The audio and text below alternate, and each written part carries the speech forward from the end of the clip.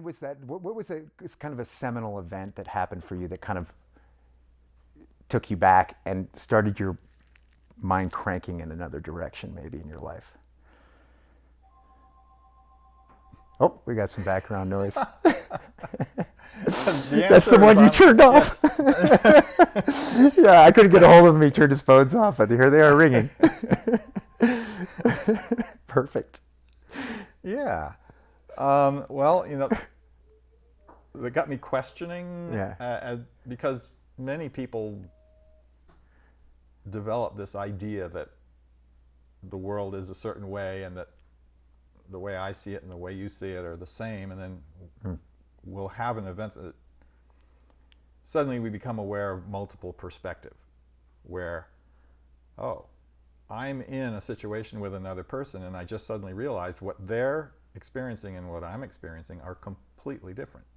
Yeah. Yeah. So that's when we start breaking free of the confines of, this is what is. When we suddenly realize, everyone is thinking this is what is, but everyone is having a different one. Yeah. Yeah. Mm-hmm. So my first one of those, I was like 4 years old. Really? Mm-hmm. Can you describe that? Well, I'd rather do it in a transpersonal way as opposed to specific things, because okay. I'm just more comfortable not making direct reference to other Okay. people. So everything I say is based on a direct personal experience, but what I like to talk about is what I learned from the experience. Mm-hmm. Because every experience involves other people and not everyone wants to have their story told. Got it. So I always approach it from a transpersonal perspective, but it does all draw upon things that actually did happen. Got it. Because some people talk from theory. I don't talk from theory, I talk from experience. Right.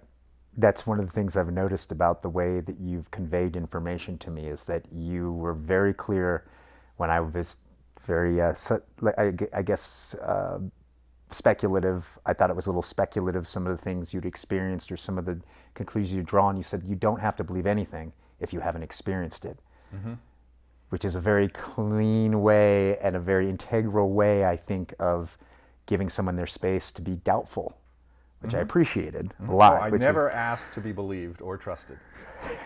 See, a truly trustworthy person lets you choose who you do and don't trust. Yeah. A truly trustworthy person doesn't try to get you, doesn't try to define for you who you trust. Yeah. Yeah. Yeah, and so one of the things that kind of I want to deep dive into was this event that occurred for you in Mount Shasta, California, that was this, wouldn't you say that was a transformative event or a revelation? You described an event when you were walking down the street and like something profound happened. Ah. Yeah. Mm-hmm. Yeah. I don't know how far into detail you want to go with that. I think it's fascinating. Yes, it's kind of like hard for people probably to could fully embrace since it's so extraordinary. But why not? I mean, that's why I'm here, because I'm a very skeptical person, and I've been convinced that some of the things you've experienced, there's some knowledge that was imparted to you or downloaded and or channeled or what. There's a lot of words for that, right? And there's a lot of ways of defining it. But like, I see that a lot of things you say have integrity to them. So if you can go into that experience and maybe openly go into it, but share as much as you'd like. Mm-hmm. But I'm think that a lot of people would pull in a lot from it. Mm-hmm. Okay. So I guess a starting point for that would be how our individual life stream takes on a certain direction. And what I've found is, as far as the life streams of individuals intersecting, Mm-hmm. The most powerful force of attraction that causes these convergences is mutual interest. For example, right here is a convergence based entirely on mutual interest. Yes. So I've been doing that for decades, and it has led me to all sorts of places where, I tell somebody one little story of one thing happened, you should write a book about that. And Right. It just happens over and Right. over and over, because I really have a strong interest. And so my life stream has a lot of energy in it, and it continuously leads me into situations where, from each individual perspective, everyone is very much focused on the same thing. So if we're all portals of life energy, and we're all tuned to roughly the same frequency, then the individual portals become a single larger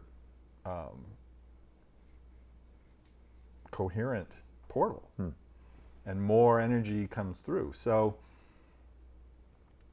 the thing that interests me most is the process of conscious evolution. Okay. I mean, that's my base level thing, conscious evolution, which is essentially the idea that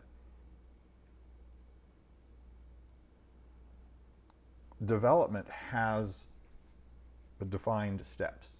We understand physical development quite well. We have conception, embryo, fetus, birth, infant, all the way on to old age, death, and decomposition. And everything happens in those orders. So, but we also have mental and emotional and spiritual development. And we know so much less about those things that in order to just have a conversation, we haven't even established the vocabulary. Right. But on the physical level, that series of things that I just described, everyone already knows that.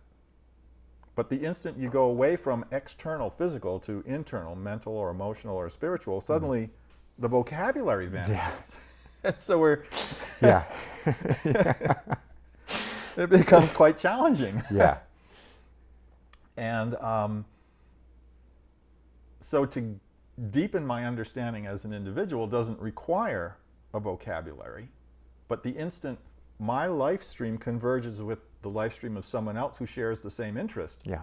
the socialization process includes communication. Yes. Then we're dependent upon vocabulary. Right. Right.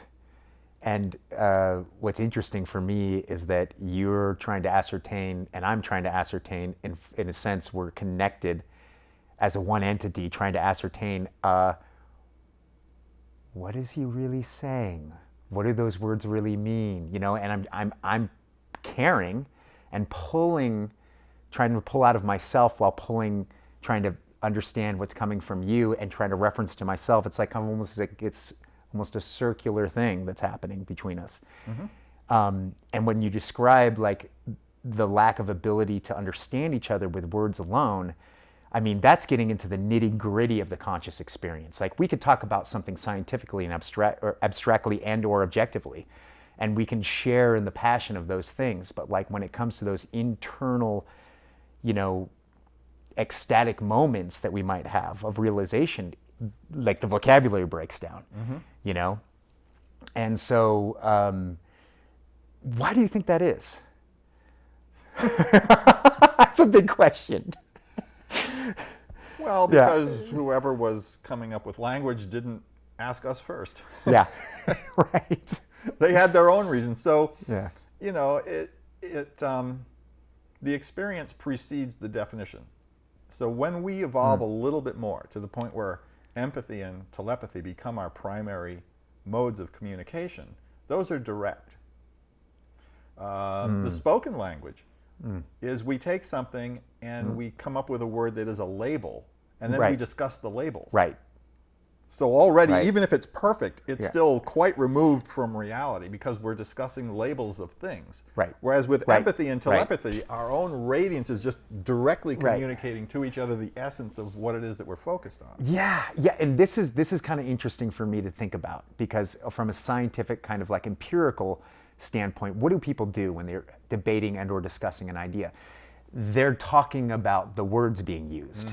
Right. They're talking about the labels, right? But there's something underneath that. They might be having like a domestic problem at home, or they might be concerned about their child's health, or they might be, insecure while they're talking and like, well, what if people misinterpret me, or what if I don't say things properly? Like, all of these things are happening underneath the surface. They have value, right? They do. And Right. once we become empathic, those things are communicated directly, Yeah. more loudly and more clearly than the words. Yeah. So we can always take into consideration not only what people are saying, but the context of why. I'm just going to throw this out here because it came to my mind. What would be a good practice for becoming more empathic? What would, like, some people suggest meditation, you know. Also, is there a fear of vulnerability in that? You know what I mean? And why would there be a fear of vulnerability? I guess that's two questions, but I'm asking them. Hey, yeah. So this is, so I'm going to combine this with your previous topic of how did I get to where I am, Yes. because they do converge. Perfect. Like I say, the most powerful force of convergence is mutual interest. And Okay. so my life stream has been continuously taking me to places where people have the same interest. And quite often that has taken the form of me being invited to help facilitate retreats and conferences and seminars where spirituality is the primary focus. Okay. Gotcha. And so one of the things that I realized is that everyone who comes to these things, not as a presenter or a facilitator, but as a paid participant, even though it's not necessarily outwardly stated, almost everyone who's showing up wants to be heard because they're working on something internally and they got stuck. Gotcha. And once I realized that's what was going on, I just chose to test it. And so what I would do is at lunch and dinner, I would sit at an empty table. Okay. And if someone who came from anywhere in the world, I mean, people go thousands of miles to go to a retreat where everyone there is someone they've never met. And so here I am, a person everyone there has never met. Right. And I'm sitting at lunch at an empty table. And every day, someone who doesn't know me at all would come, ask permission, and then sit down directly across and then start telling me their story, Yeah. which was never part of the organized retreat Right. Agenda. event. Yeah. Because you don't feel safe necessarily saying the same things in front of everybody that you would in front of the one person who just, like, on an empathic level, on a feeling level. Like, Yeah. if I sit at the table with that person, there's no one else around to hear or to judge or to interrupt or put in their own 2 cents or whatever, things start coming out. And it worked. And what I discovered was it was more likely to happen at lunch than at dinner, Wow. because people Yeah. are looking to socialize at dinner. Yeah. And then afterwards, quite often there's a concert or a movie or something Yeah. like that. So the away from the workshop portion and more towards the socializing portion, that happens at dinner.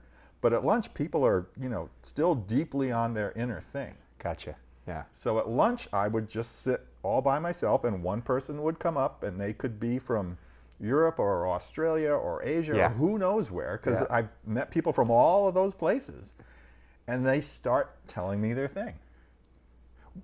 Was there something common amongst those people who came to you? Obviously, you talked about being attracted on the basis of, we don't have to go in the mechanisms for that, but on the basis of shared interest or shared frequency.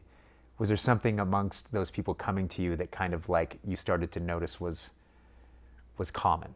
Precisely, and that's why I chose to go back to that, because then it leads into your more recent question. Yes. I started noticing Right. that everyone was saying exactly the same thing. It wasn't just common. They were saying exactly the same thing. They didn't realize it What? because, they were framing it from the perspective of what is the unique individual challenge that they're facing in their life. Yeah. Yeah. Exactly. And everyone's unique individual challenge is different. Precisely. Yeah. But the flow of energy, love and fear, perceptual filters, Yeah. the influence of the subconscious mind, all those things are happening exactly the same way with everyone. Which then comes to the instant we stop describing the outer world and we start focusing inward on mental, emotional, or spiritual things, suddenly the vocabulary vanishes. Right.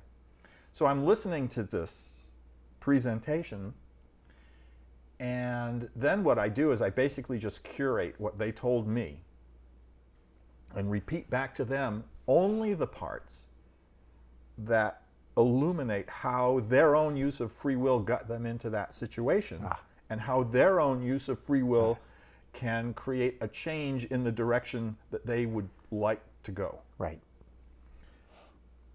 And so I can't tell you how many of these conversations, because, you know, as someone who didn't need to be like the main presenter and all that stuff and be just perfectly comfortable sitting at lunch and just letting whoever wants to come up and talk, you know, all of a sudden I wasn't stealing anybody's limelight, and I became very popular in this kind of activity. So I was invited to help at just about everything that was going on for a few years, you know.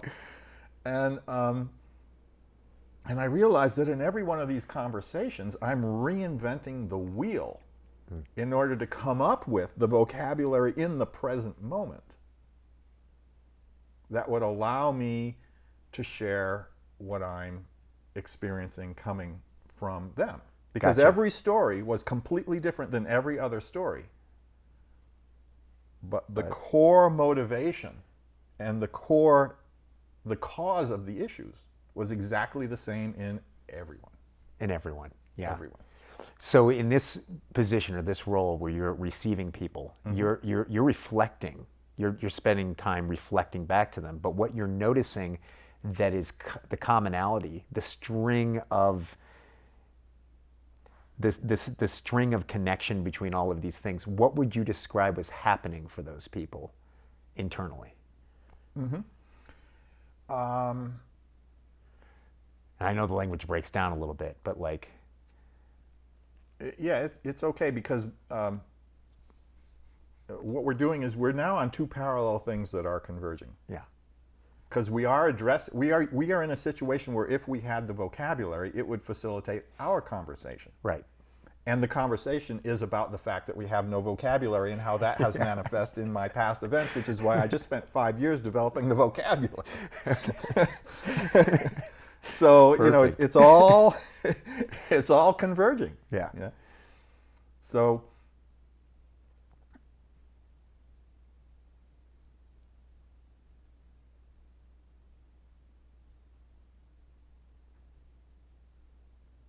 flow. Everyone has an inherent sense that we could have more flow in our lives than we do. And everyone has an inherent sense of what's blocking it. Okay. Yeah. What people don't understand is that the blocks are all internal. And the outer conditions that produce interaction that either increases or inhibits flow are things that we magnetize to ourselves from the energy trapped within our internal blockages that are interfering with flow. So that's a very concise way of saying our internal experience will interact at some level, which we haven't described. We're using very, like, you know, generalized terms for it. Our internal experiences will gravitate, draw, move, and magnetize for us external realities. Yes. So if we're struggling to find it within ourselves, the miracle of life itself has a way of creating an external representation. Yeah. Because we're fixated on our terrestrial senses, which tell us what's going on outside, which is why we have an enormous vocabulary to describe everything going on outside. Yes.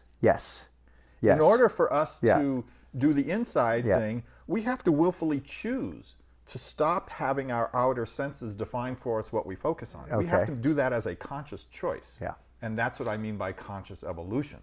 Okay. You know, Got we've it. gotten as much as we're going to get out of what we're receiving through our physical senses. The next step Yeah. comes from our inner senses.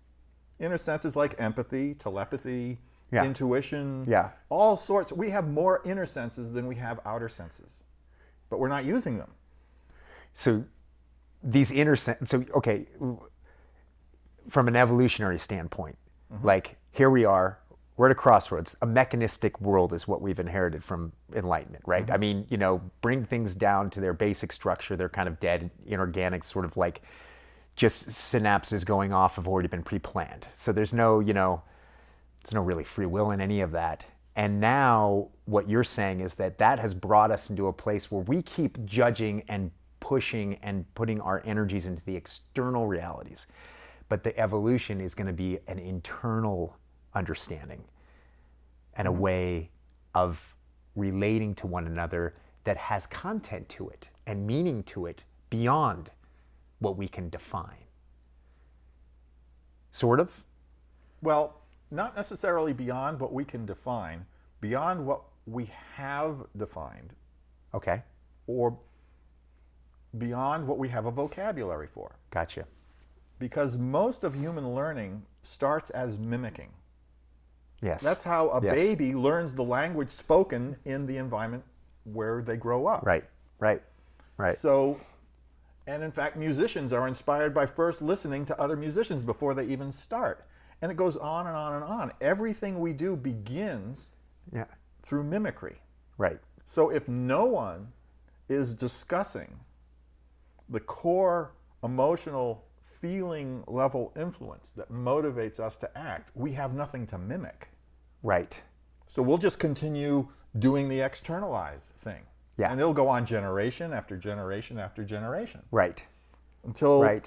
some small Right. group of people Yeah. consciously Yeah. chooses to focus inward and stay focused to achieve a level of clarity necessary to then be able to start describing it socially. Got you. Yeah. Yeah, I see what you're saying now. I mean, you've just drawn out a major benefit from focusing on the internal experience, right? Because you're right. We do, out of survival necessity, mimic our parents, our environment, our political beliefs of those that are our caretakers, et cetera, et cetera. But you're saying with the internal experience, we're able to move into new spaces, basically. Mm-hmm. New for us, not new. What do you mean by that? Well, if you take a seed of a plant and put it in fertile conditions, perfect fertile conditions, and that seed came from a plant that grew in perfect fertile conditions, the new plant, from an outside perspective, will appear nearly identical to the parent plant. Sure. And the encoding within the seed will be nearly identical, but the unfoldment will be entirely unique to that plant. Right. Right. So the unfoldment is new, but the manner of unfolding is predetermined. Just like the whole bit about conception, embryo, fetus, Yeah. birth, infant, child, adolescent, adult, old Yeah. age, Yeah. death, decomposition. Yeah. On the physical, what we can find out through our external senses, we know every one of those steps. Every one of those steps also exists for mental development, emotional development, Right. spiritual development. Right. But the thing is, physical development unfolds as a function of time. At roughly the same Right. age, Right. every person Right, has the right. same change, which Right. starts the new chapter that lasts for the same duration, Yeah. and then the next thing happens. Yeah. And it always happens in that order. Right. So what if our mental, emotional, and spiritual development also have these same steps? It's just that it's not triggered as a function of time. Which is why you can meet plenty of people who are physical adults, but who are mental adolescents Yes, right, and are emotional children. right, Because those things do not unfold as a function of time. right, Mental development unfolds as a function of experience, and emotional development unfolds as a function of choice. So people who grow up in situations where exposure to events is limited, they don't have the experience that advances mental development. got it. You'd suggested before, and like our previous conversations are coming to memory, like as we're talking. But I really, you had a beautiful way of expressing. Our job is to experience things. I mean, it's kind of a radical kind of shoot from the hip, like sort of like, that's the way I see it, a sort of Okay. Right. We live to act. Right. We learn from the consequences Right. of our actions. Right. And then through Right. the learning, we refine what our next action will be. And we move closer and closer Yeah. to the consequence of our actions matching our original intentions. Right. Right. And so what you were suggesting before was like, don't be afraid to act poorly or properly. Just do stuff. Like Right. get And out then there and you'll do learn. stuff. Like the next time you do something, it'll always Yeah. turn out better than the time Yeah. before. Right. But until you do it the first one, you'll never Yeah. get to the second one. Right. You'll just never get there. Yeah. So it's like a radical involvement, a way of like, suggesting that we should be radically involved in life. Right, which is why I refer to the life stream. Yeah. The stream is Yeah. in motion. So I want to get into this other aspect of things. This has to be planned, or there has to be a reason for this. And you had described at one point, and I'm just going to reiterate it very quickly, but you described an experience you had where you became informed. Some knowledge came to you from you or external to you, I don't know. But it had something to do with this place of kind of a gradient or spectrum and where we are on Earth. And there's this, what we would say that's, I guess we judge it as a great place where there's no will, because everything that's good and right, you don't really decide. It's just so overwhelmingly this is the only way to conduct myself, that you submit your will to this wonderful kind of place that is all like, pure or essential. I'm just using words here.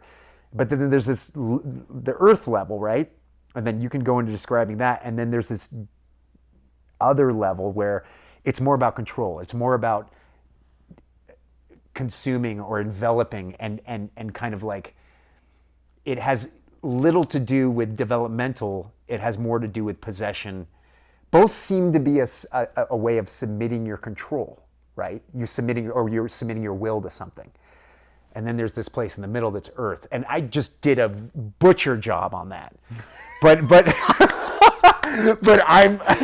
I'm just tackling it from what I was able to be inspired from in the past. So maybe you can do a better job of explaining that to me, starting with how you may have received the information and then kind of how that theology breaks down. Okay. So first, the free will thing Yes. increases as we go up. It only decreases in one direction. It increases in the other. As far as it being wonderful, it being challenging, it being almost impossible, that kind of thing. Yeah. Well, that's about natural law. What we're really talking about is dimensions. Okay. So we live in the terrestrial dimension, Okay. which itself is part of the physical dimension. Okay. And so my formal background of education is in electrical engineering. So I would offer an analogy of solid state lasers, where you have electron layers. And in order to produce light, the valence electrons are stimulated at a higher frequency than their normal frequency. Okay. And they jump up to the next level, and Got then it. you turn off that artificial stimulation and they fall back down, and the additional energy that they absorbed as they were raised has to then be released, and that's the light that is the laser light. So these specific energy bands are separated by quantum gaps. And from a fractal perspective, the smallest thing that we know as a quantum gap is the energy difference in electron layers within a single atom. But then if we expand that, we can have dimensions inhabited by levels of consciousness. And so we can have higher dimensional beings who literally do not vibrate at the frequencies of physical matter. Got it. And like I say, we have the vocabulary to describe what we can sense with our outer senses. And so even when we start thinking beyond ourselves, we start thinking about outer space. Right. And so then the smartest people start getting recruited to go, oh, how can we get somebody to Mars? It's still part of the physical dimension. Yeah. There's another dimension separated by a quantum gap where the beings aren't physical at all. It's completely irrelevant. And that's what the basic concept of the avatar is based on, with avatar being Sanskrit for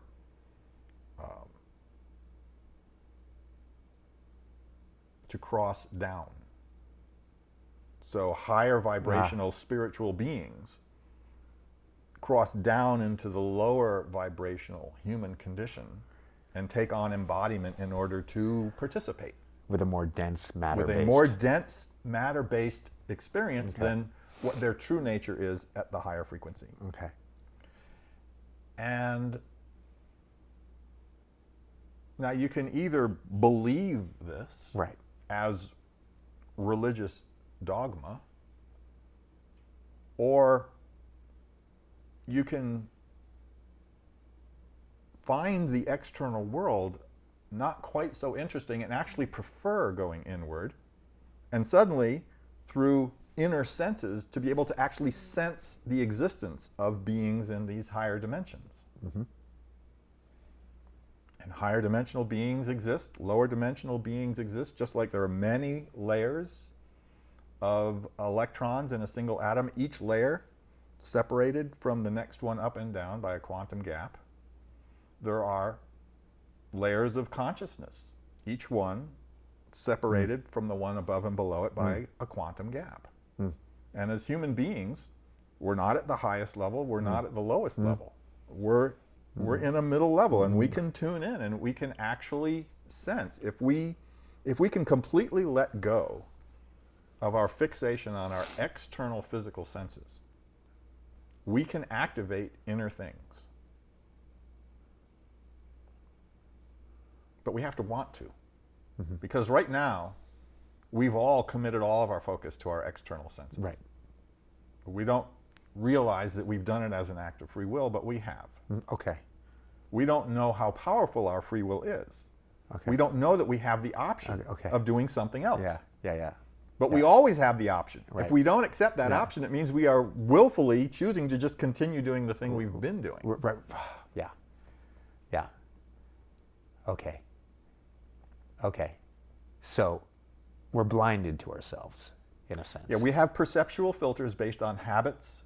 Okay. Yes. Right. And habits are maybe a lack of exercising free will, in a sense, because of the things we default to. Habits are when we just stop using every tool in the toolbox. Yeah. Because free will is what leads us into the habits, and free will is what creates options. Right. Free will works in both directions. Free will allows us to be more creative. Free will allows us to be more conformist. Right. What we don't realize is that both directions are choices. Okay. So, and I'm going with this because Yeah, we're just flowing. Yeah. it's fun, Yeah. and it's interesting, and this is part of being someone who's an open-minded person. Like, it's a radical idea, but it's a beautiful, like, it has some structure, creativity, and some art to it. So I want to discuss what it means to be a free will being on, let's say, this plane where we're at. It's something that we've chosen to come into. We've chosen to change states, basically. Are we a consciousness that always is and chooses to change states into this one, where we have the embodiment of very physical things, like very tangible, touchable, physical things, which may be, we're not aware of these other realms, right? But you've also described what it means to be here. I mean, we've got predator and prey relationships, right?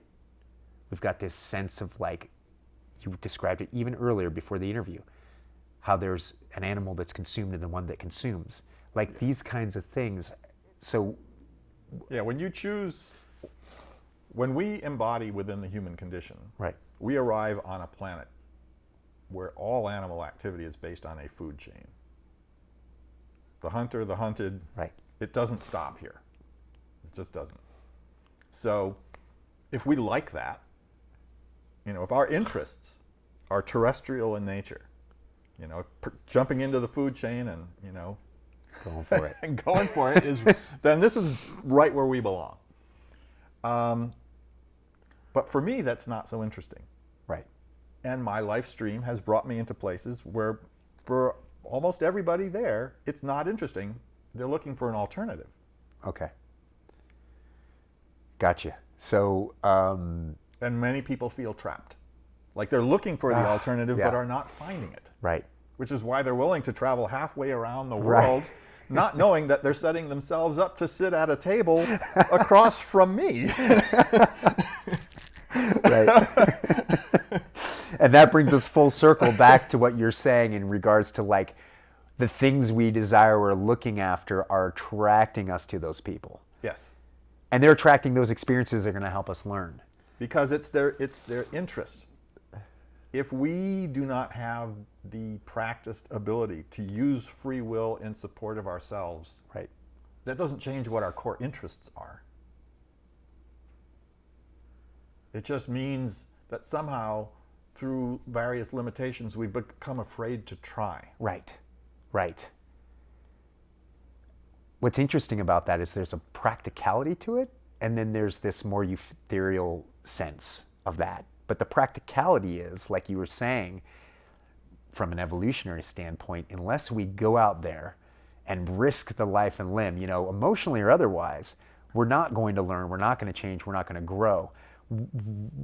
What do you have to say about the fact that, what is the ultimate barrier that holds people back? When I look at something like this, where do you compartmentalize the concept of fear of death, right? Mm-hmm. And that could be on every level, the physical or the emotional, whatever that may mean. In psychology, they have an idea for that. Where would you put that as far as, like, a very clear recognition that we're going to get old and die?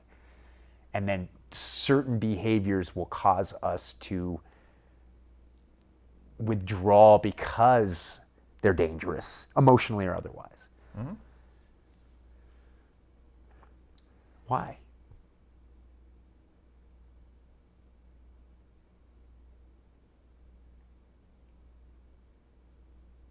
Falsely identifying the avatar experience as who we are. Every avatar experience has bookends, birth and death. Every one of them. It's inevitable. Right. We can't get here without birth, and we can't get out of here without death. Right. It's just an experience. Right. Oh, that's interesting. Okay. It's like driving a car. If you consider getting in the car is birth and getting out of the car is death, and in between you get to go places and check things out. It's like going on a vacation. It's like, okay, we're in these higher frequency spiritual dimension and we want to check something out, and it's at a denser, lower vibrational state than where we are, so we have to add some kind of artificial density and lower our vibration to drop down and enter the experience. And we do that, and we have the experience, and then when the experience is done, the embodiment ends. Yeah. So it's, death isn't the opposite of life. Death is the opposite of birth. They are both part of life. And they are not the beginning and end of life. They are the beginning and end of a single embodiment, which is an experience. It's not who we are. Because almost everyone who would be interested in these topics enough to be listening to what we're talking about Yeah. has some understanding that we are spirits in a body. Gotcha. And when the body dies, the spirit continues on. It doesn't like everything is over. So the spirit existed prior to this embodiment, and it will continue to exist after this embodiment is done. It's just an experience. Okay. Death is guaranteed. So if we're afraid of something that's part of the experience, Right. it's like, do we go to an amusement park and get on the roller coaster all of a sudden, oh no, I'm afraid when this is over? No, because we know it's a ride. Yeah. The only reason we're afraid of that here is because we've forgotten that it's a ride. Yeah. Our senses are so good. We get so absorbed in the experience. Right. We literally forget that it is just an experience. Right. That's a trip. I mean, it made me smile like really wide because it's just, like I said, like I don't, this is why I'm asking you these questions, but like it just, there's a sense when you're talking about these, it's identifying with something inside of me, at a level. Mm-hmm. There's an intuitive sense of like, even if it is the beauty of the narrative that you're weaving before us, in this conversation, or whether it be, there's so many myths out there about explanations for like, the creation myths, the, why are we here and what's our meaning? There's Christianity. Well, I could go on and on. The list can go on and on. Everything from a virgin birth to the Big Bang, they all claim to explain how this happened. Yes. But this is a really fun one. It's just like, like I can't imagine what it would be to live like that, where you're like, okay, I'm this. And Vikings had the myth that they were going to die, and in their afterlife, Valhalla, that was going to be like a big party, right? So they were ready to risk their lives. I mean, it was very useful for that time period and for that acquisition of resources, motivational. But this is again another explanation of why we're here, what reality is all about, and it's inspiring in a lot of ways, because what it would be informing in our lives is that stop being afraid. You're gonna go. Like, it's part of the experience, and this is why you're here. Well, actually, I wouldn't say stop being afraid, because being in the present moment means accepting what we're feeling. Yes. Okay, gotcha. Yeah. Love or fear. Yeah. Because they are navigational tools. So my perspective is that each individual has a life stream. And every stream has a current with a direction. So each of us has this energy stream pouring through us, and we're either flowing with the current or flowing against the current. Whoa, okay. So when you say that you have a life current that's running through us, is that something that was a precursor? Is that something that happened before our embodiment then? Mm-hmm. Yeah, that stream brought us here, and that stream will take us out. There's no way for anyone to know what their stream's all about until they experience? Or how would we know? Practice free will and see how much or how little our personal motivations influence the direction of the stream. If no matter what we do, the stream doesn't change, then it has nothing to do with free will. If what we do does change the stream, then we're the ones making this happen. Now hold on. Give me a second to absorb that. Because for a second there, I thought that what you meant by it's the fated thing that we should all be involved in, is that true stream that we're kind of, but you're saying when we can redirect through free will, that's when we're in the stream. No, we're in the stream regardless. Okay. But if we jump in a river, if we're good at floating, our individual trajectory is exactly the same as the current. But we have the option of trying to choose our direction. Sure.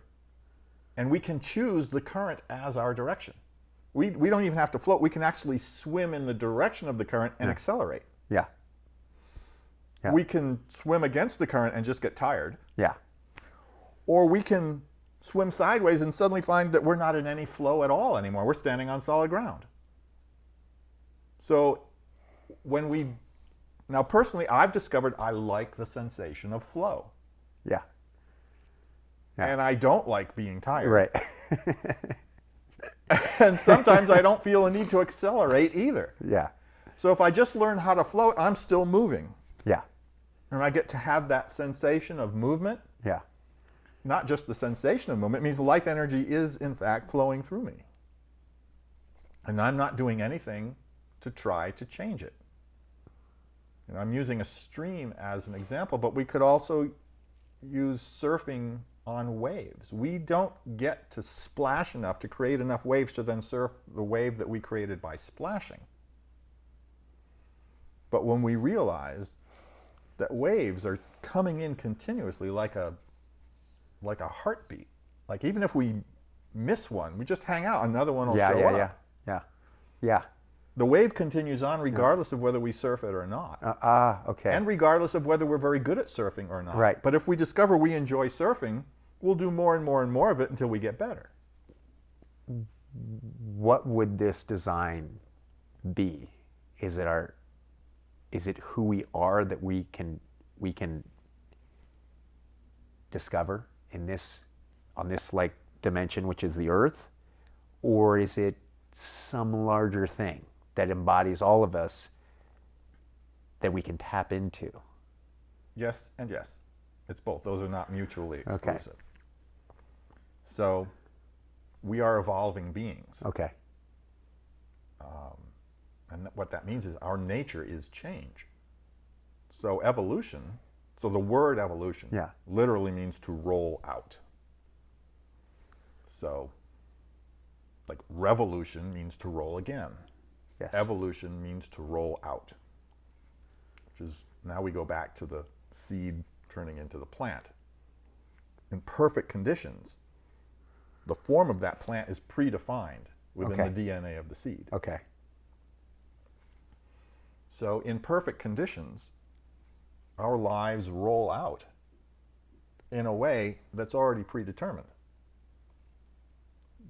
Even though the individual plant, from an external perspective, appears to be identical to the parent plant that its seed came from, the experience of growing and blossoming fully into its true self is a unique experience to that one plant.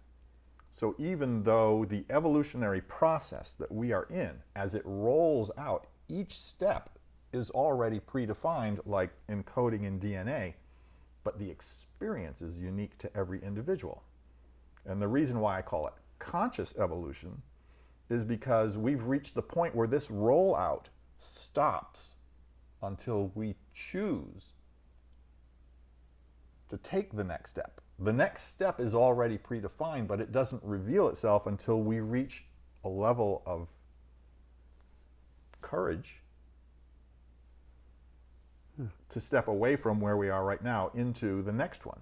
And if the next one, from a developmental perspective, is where we haven't been, because that's what development is to go beyond where we are, that requires the courage to step into the unknown. If we're not willing to step into the unknown, conscious evolution can't occur, because if we're stepping into something that we know already, it means we're in a loop. We're repeating ourselves. You can't know something already that you haven't already done.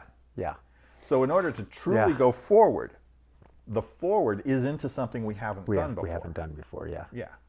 And that requires a certain level of courage, because not only is fear of death a fear of the unknown. There's a lot of fear of the unknown. Absolutely. So death is guaranteed. Yeah. And the unknown is the way forward. So if we have fear of death and fear of the unknown, we're not going anywhere. We're not going. Which is why we have reincarnation. You get to repeat the lesson. I see. Okay. Yeah. So we're never abandoned. We're never abandoned. But if we enter a state of total arrested development through fear, then just reboot. Start it up again. Yeah. So if we don't want to reboot, if we'd rather not, if we would like to, okay, the avatar experience, great. Food chain, not so into it. Yeah, I gotcha. Okay. I think I'd like to move on, Yeah. but I have this fear that's stopping me. I have to somehow overcome the fear. Yeah. I can't deny that I have it. Yeah. Okay, that reminds me of, Yeah. of a nice little story. One of the events that I was facilitating, a leader put on a workshop and asked the group, if you were on your deathbed,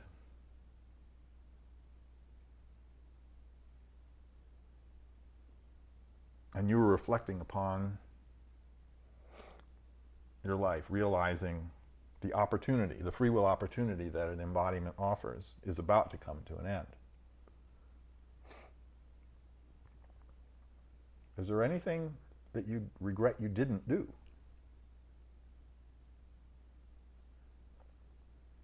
And everyone, reflected upon that for a few minutes. I said, okay, now form into groups of 4 or 5 people, discuss amongst yourselves the thing you came up with, and then choose as a group which one of those 4 or 5 things was the most impressive and share just that one. Because otherwise, if everyone had done it, it would have taken the whole rest of the day and we wouldn't have even had a lunch break. Yeah. So they did that. And so I was listening to then just the highlight presentations of the 7 or 8 ones that represented each group as the most impressive. And one of them stood out to me. And the person said, I regret not doing the things I would have done if I hadn't been afraid. Everyone else had these specific things of, It's like wishing for, infinite exactly. wishes. So, but the ones, and that one for me was so much more insightful than all the rest combined. Yeah. And then I considered that, and almost instantaneously after acknowledging the gem of an insight that was, I just received a modification to that would be much more empowering, which is, I regret not doing the things I would have done if I hadn't allowed fear to stop me. Huh. Because the original one means you don't give yourself permission until you're not afraid.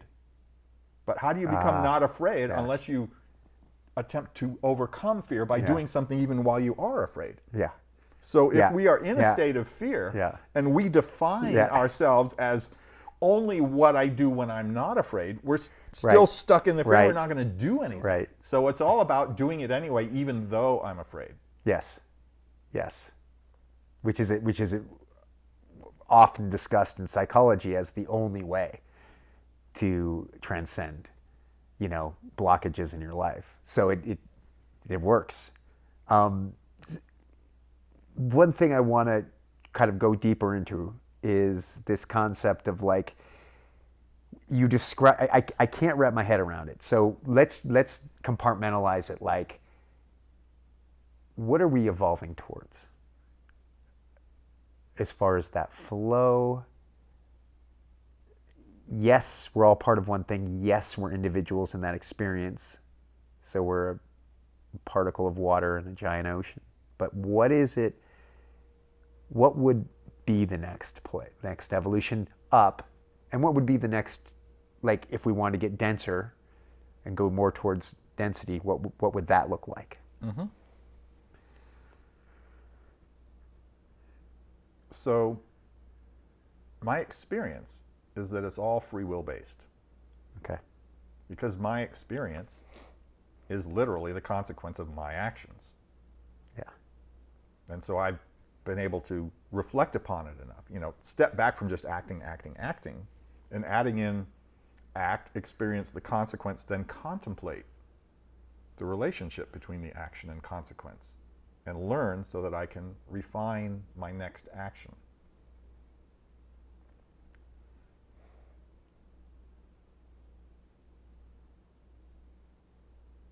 And so that's what's happening. This is a free will universe, and on every level, every being is choosing their actions, putting energy into motion. And that energy then manifests as a set of conditions that the individual who put it into motion experiences. Now, that energy set into motion also influences everyone in the sphere of influence. So, not only do we take into consideration what motivates me to do this, why am I doing this for me, but also how does it affect everyone else who is affected. And so as we expand our consideration of what will the consequence of our actions be, we become more considerate. Right. So you look at humanity in general, like so general that we don't take a human perspective on it. You know, we take more of a global perspective on humanity, that humanity is a single species on the planet. What is humanity's contribution to the planet itself? Environmental destruction and species extinction, which means we're not taking into consideration the full scope of what else is affected by the consequence of our actions. Right. I mean, we can come up with these systems and send people to other planets and invent computers and all that kind of stuff, but we don't go, but there's an industrial process here that's causing pollution that's killing other stuff that isn't human. Right. So that is a level of consciousness. We have some amount of consideration. We're able to achieve some things, but in the context of where we are, we're harming everything else. Right.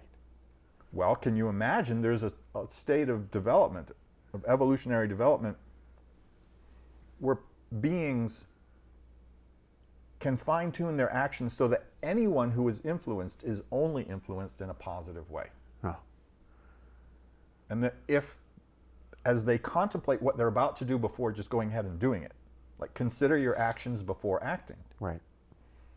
And as they consider their actions, they see, oh, this could negatively impact someone who will be impacted. Like the wave of my action will reach that being. Right.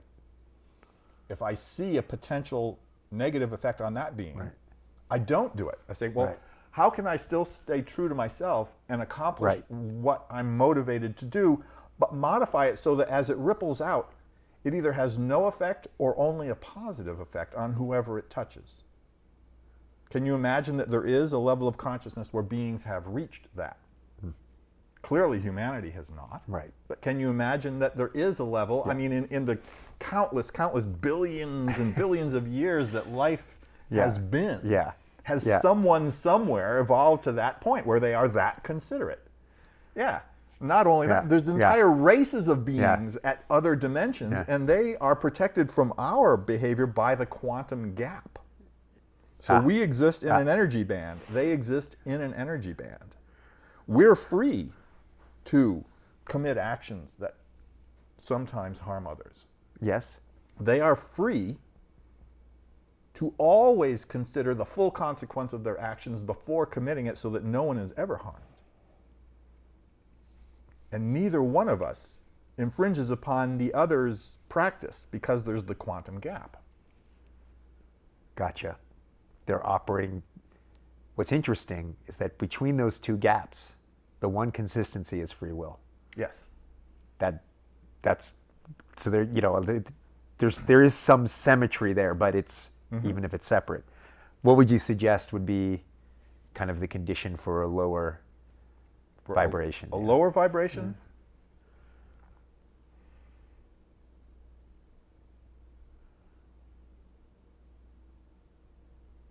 Then we get into the relationship between matter and spirit. So if we're having an avatar experience, we are a spirit in a body. The body is made of physical matter. Now, I don't know about you, but I didn't have to figure out how to build this body. Right. When I go to sleep at night, I don't have to figure out how to keep my heart beating or my lungs breathing. Right. Just like when I get in a car, I know I turn the key, the engine starts. I don't have to know how the car Right. is able to start simply because I turned the key. The key itself doesn't start the car. Of course, yeah. So there's all sorts of things built into a car that we don't need to know, that the car needs to have in order to provide us with the opportunity to use free will to choose where to drive ourselves with the car. Our bodies are exactly the same way. We don't have to know how our bodies stay alive. We don't have to know how any of it is constructed. Our somatic nervous system, our autonomic nervous system, all that stuff. We don't need to know any of that. Just like we don't need to know how to build a car in order to drive a car. Right. Right. We embody, we have the experience, the embodiment comes to an end. The physical matter of Earth, through decomposition, just returns to what it was before it formed the body. And the non-physical, the formless spirit returns to a formless state. So matter creates the body. Now, here's something that most people don't take into consideration. You've probably heard the saying, we are spiritual beings having a material experience. Yeah. So we self-identify as the spirit, not as the body. Right. The human condition is the conscious merging of the two. So for as long as we're human, we are not a spirit in a body. We are the spirit and the body. But we don't know that. Most of us don't know that. If we did, we would take better care of our body. Right. Most human deaths are caused by what we put in our mouths. Right. Right. So if we realize that, and what we put in the body itself is not self-animating. Like the car doesn't choose where it goes. The car gives us an opportunity to drive it. The body gives us an opportunity to drive it. We choose our diet. We choose what to eat. We choose what water to drink. Right. Right. Okay, and what we eat and what we drink generally determines the health or lack of health of our bodies. So, interestingly, just last night was listening to a podcast, and they described this concept that you're speaking of, where the body's not separate from spirit or consciousness. Having said that, it would entail some kind of networking that's happening between these two things. Hence, there's religious concepts. The body is the temple of God. We are in the image of God, et cetera, et cetera. The body being that it's sacred in a sense is what you're saying. So separating the body from the spirit is kind of like this way, well, we dominate nature. I mean, yes, we dominate nature, and we have the phrase mind over matter. Right. So mind is the function of our spirit. Like the mind is what we choose to do. So the driver chooses where to go, but the car does all the work. Right. So mind over matter is basically a spirit bullying its own body. So not only do human beings do very destructive things to the host planet and the other species that live here, we're bullying our own bodies. So that is a level of awareness that we can do that. We can practice mind over matter. We can assert our will upon that which this world offered us so that we could experience it. Or we can honor it as an offering and co-create with it. So my perspective is that every human being is the conscious merging of matter and spirit, where matter is conscious of the merging and spirit is conscious of the merging, which is why I, as a spirit, have the opportunity to be in a body that I have no idea how to construct. Just no idea at all how to construct. Right. And it clearly exists. So it means there is a consciousness in matter itself. So matter creates the body as an offering to spirit. Now, in the absence of matter wanting to create this offering, matter is formless. That's why we live in this sphere. The only force is the force of attraction from density, and it's this big glob of stuff. Okay. It departs from that and takes on a specific form, specifically as an offering to spirit itself. In the absence of a spirit coming into that form in order to animate it, matter doesn't have any reason to create the form. Yeah. You know, just like spirit can be fine, like when we die and our spirit goes on, our spirit is just fine. It's not suffering because it doesn't have a body anymore. The same is true of matter. Matter would not be suffering if it was no longer creating bodies for spirits to inhabit. It's a desire on both sides. So matter creates the body as an offering to spirit. Spirit inhabits and animates the body as an offering to matter. So the more considerate we are of the vehicle, the more we give the consciousness of the vehicle the opportunity to offer more to us. So a way to get down, even below where we are. So you get the higher level beings. Yeah. The way you get down to a lower level beings is you don't even take into consideration the body you have. And you treat it so poorly that when the embodiment ends and the spirit is now not in the body, where does the spirit go? Well, the spirit is not invited into the dimension by beings who only take into consideration what is the effect. And we may not be offered an opportunity in a hurry to reincarnate in the dimension that has what matter offered us. We abused it. Okay. So where do we, if we're not ready to go into the one where everyone is considerate, and we were so abusive in the one we're in now that we're not welcome here, we've worn out our welcome here, then you go down to the next one down. Oh, okay. All right. Okay. Now religions have put all sorts of spin on this, like that's hell and that's heaven. I was just going to get. But to no, that, the whole thing is free will. You know, as we're less considerate, when the embodiment ends, we go down to a lower one, and when we're more considerate, when the embodiment ends, we go to a higher one, and we can always use free will to reflect upon the consequence of our actions and go, oh, maybe if I was a little bit more considerate before, I'd be in a better condition now. Yeah. But I wasn't, but I am now. So I'm going to start being considerate now. And there's an intuition to that too, because we all know that we are intimately connected with each other. And consideration is following a law, in a sense, a principle that just is. Right, it's natural law. Yeah. See, as I've been attempting to piece together the vocabulary so that we're not reinventing the wheel with every conversation, one of the phrases that I use is natural law. So when we think law, we think human laws. So human laws define what is right and what is wrong. Right. What is mandatory and what is forbidden. What is rewardable and what is punishable. That's not what natural law is.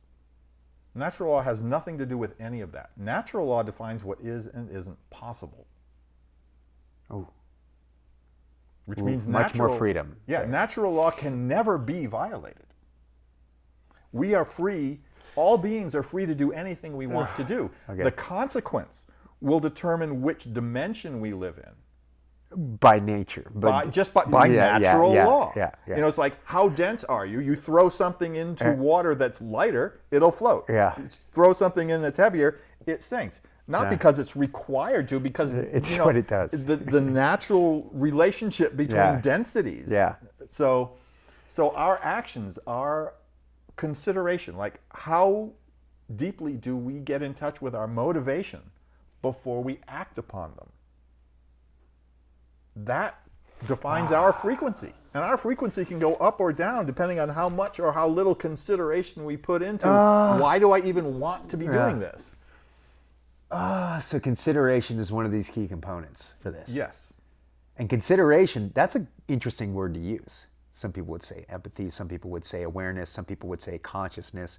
Consideration is a neat word because it kind of embodies all of those things. It does. Yeah. And it's not very common Yeah, to use. yeah, it's which not. is why we need to invent the vocabulary. Yeah. You see, at Yeah. the instant I say it, you feel it. You Yeah. know? So I mean, I put in like the last 5 years of my life in total isolation working on this vocabulary because everything that I've been able to participate in that I've been made aware of through my outer senses, they just don't interest me anymore. It's like but I'm a unique individual and I'm a social being. See, that's our true nature. Our true nature is that every one of us is a unique individual and we are social beings. So our shared connection with each other is just as much a part of our truth as our internal motivation. Right.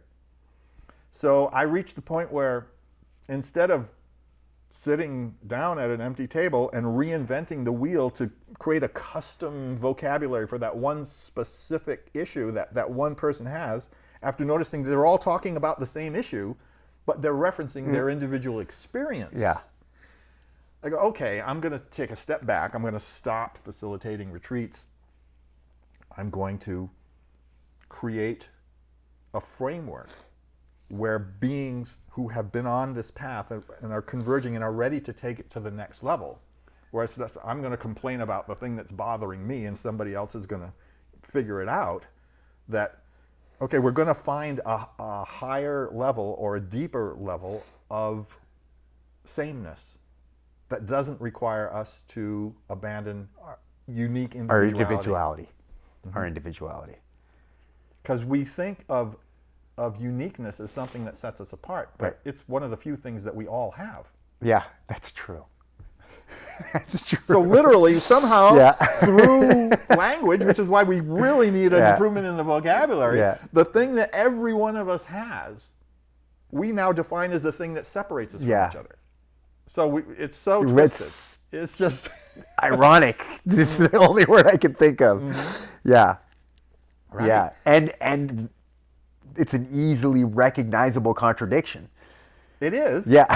If we're not 100% absorbed by what's being fed to us through our outer senses. Because if we're 100% absorbed, we don't have anything left to consider these other things. Yes. Yes. And if we are absorbed by external realities, then we can, and we stop thinking about them, we can be told things that contradict and confuse us. And are incoherent with our world. You know, we can start to believe that we can connect through objects when we need to connect with each other, you know, through material objects, like things like that are contradictions that we've been fed through advertising, let's say. The power of suggestion. Advertising leverages the power of suggestion. That's one, you know, we live on a planet with a food chain. Yeah. Okay? Yeah. And whenever you see a predator-prey relationship, what you see, the predator has always identified a weakness in its prey and has learned how to exploit it. Right. Right. So what is the what is the weakness in humanity? High susceptibility to the power of suggestion.